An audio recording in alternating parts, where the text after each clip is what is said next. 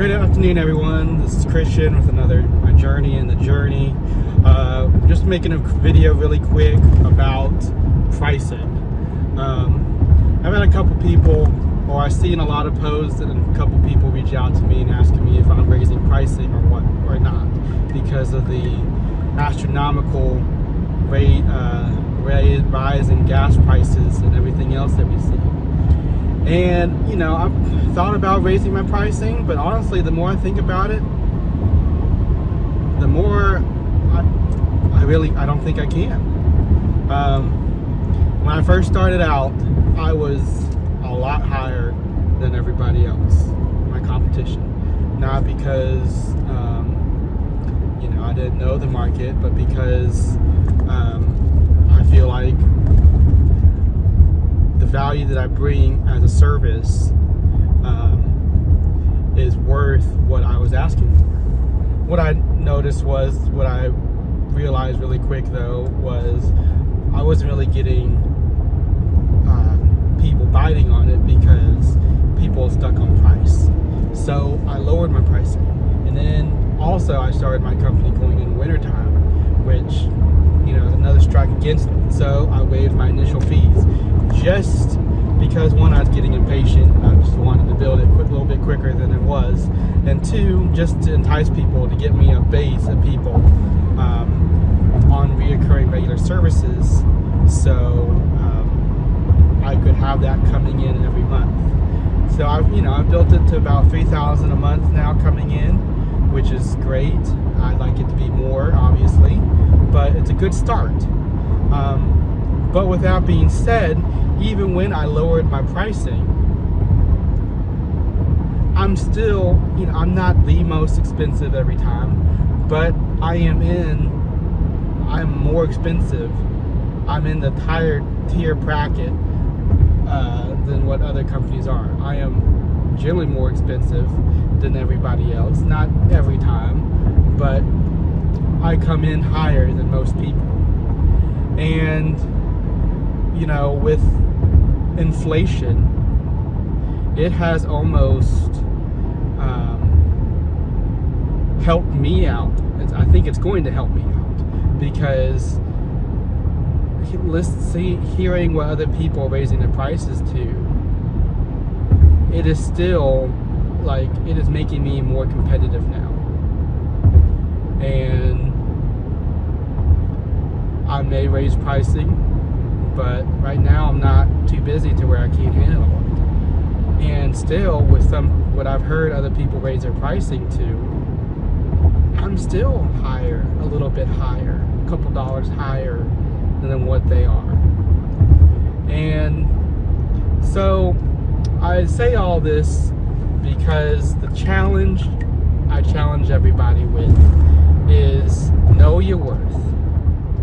If you haven't read the book, I think it's Value-Based Fees, but read it, listen to it on Audible. It's a great book, but it'll really get you thinking.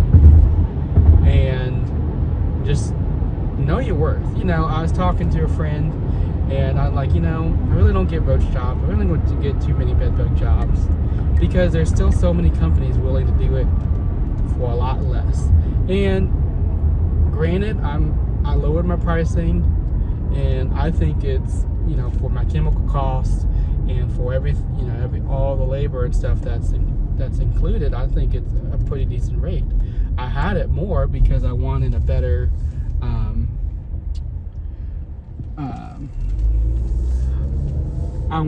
I wanted to get more in profit, but I didn't want to get I just felt like sometimes companies are greedy, especially in peak points, to where, you know, they know the demand's there, so they raise their prices, which is, you know, a great business strategy if you have that stuff coming in. But with me still trying to get my name out, I'm okay with making a little bit less in profit, but to get my name out there, to get those referrals that I'm looking for. And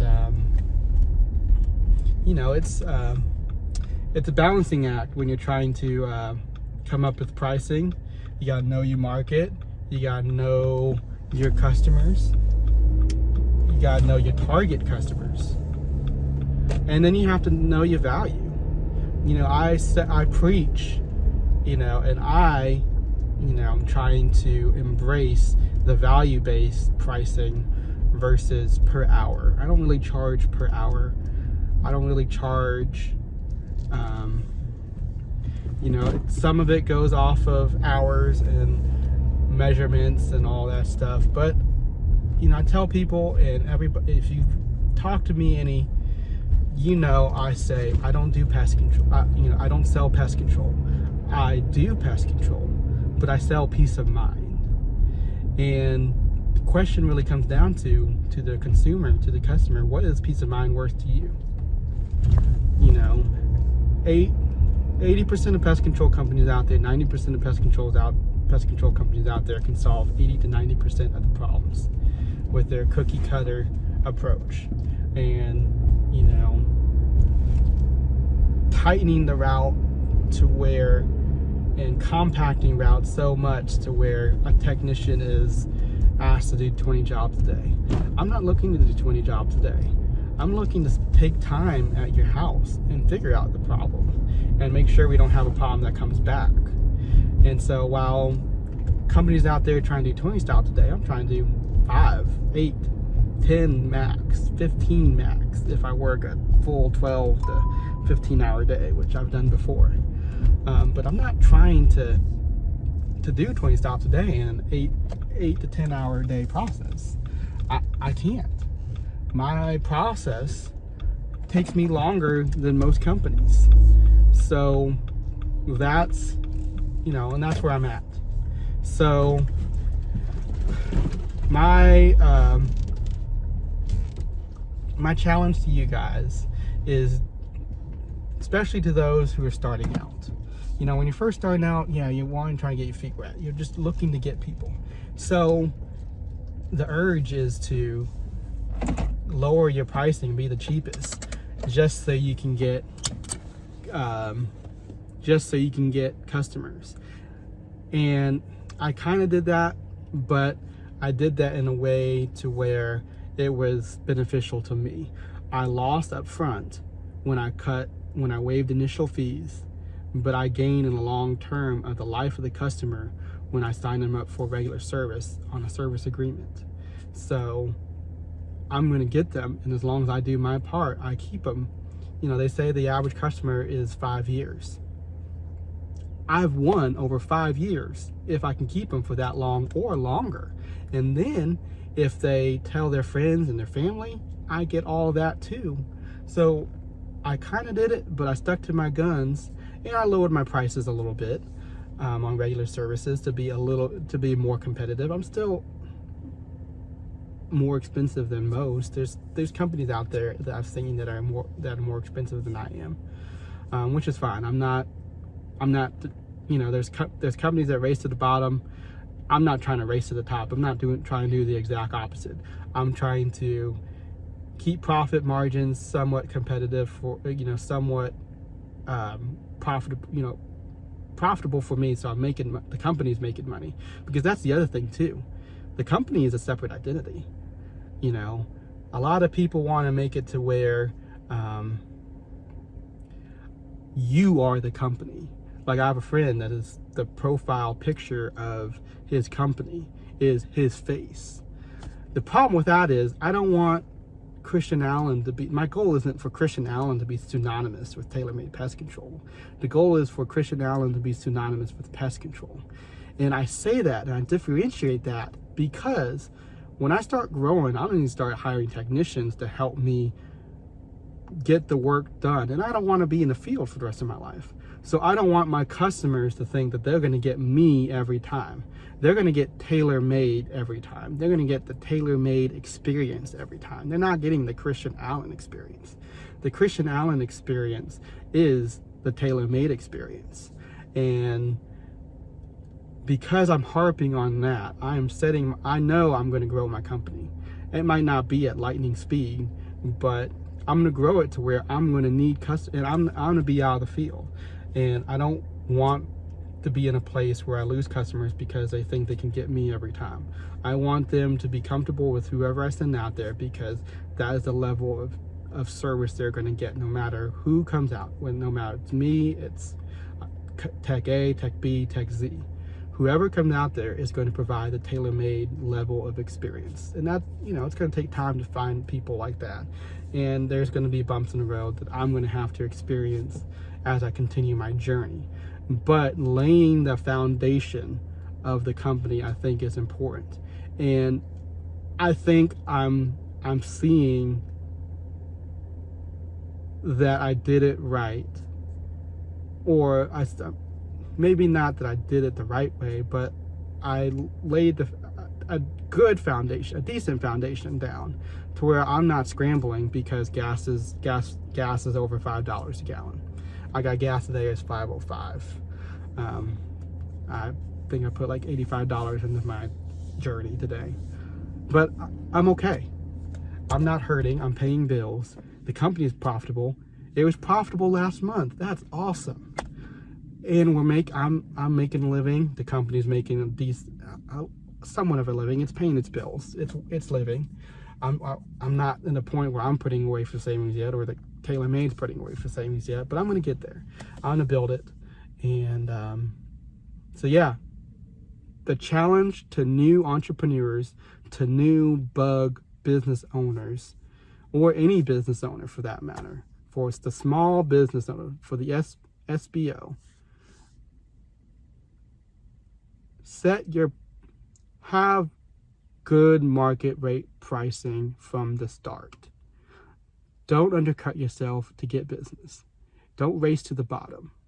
Know your value, know what you're selling, know what differentiates yourself from everybody else, and stick to it.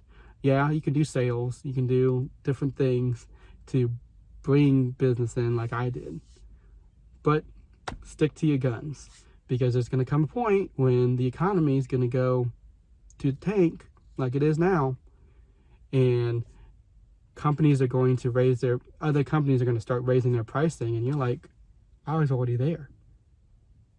I'm not stressed because I've been making money. I've been paying my bills. I've been covering my stuff. And gas goes up a little bit. Okay, it eats into my cost a little, profit a little bit, but I'm okay. I'm still making money. There might come a point where I need to raise my pricing again, and I will when I get to that point. And I'm thinking about that to get my profit margins where I want it to be. But the moral of the story is I'm not pushed to a corner where I have to do things. I have to make drastic changes, because those drastic changes that needed to be made weren't made, but they were the foundation to what the company was built on. So that's a challenge to you guys.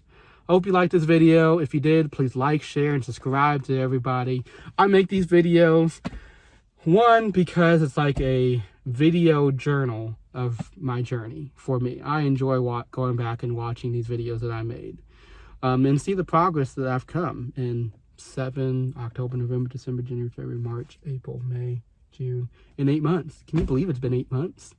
But two, I do it because I've been blessed to be able to watch my buddy James Shields build his company from zero to a $500,000 company in 5 years.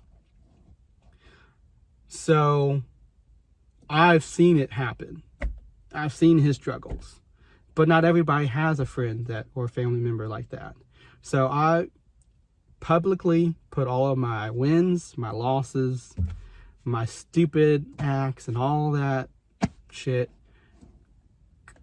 is right here so everybody can see it. And I want you to know that if you want to start your business, do it. Just do it. There's never a good time to do it. Just do it. Like Nike. And you're going to struggle. You're going to go through hard times. Your family and your friends are not going to understand your struggles. So talking to them is a waste of time. But feel free to reach out to me. Message me. Call me. I'll be willing to be a listening ear and talk you through some things. But also, just watch my videos if you don't want to talk to me. And know that there's other people out there like you that are struggling and going through the same things. And, you know, we're all here. We all go through it, and we'll get through it. As long as you learn from your mistakes and continue to grow in your journey, you'll have a successful business. With that being said, thank you for watching. Again, please like, share, and subscribe, and I'll see you on the flip side.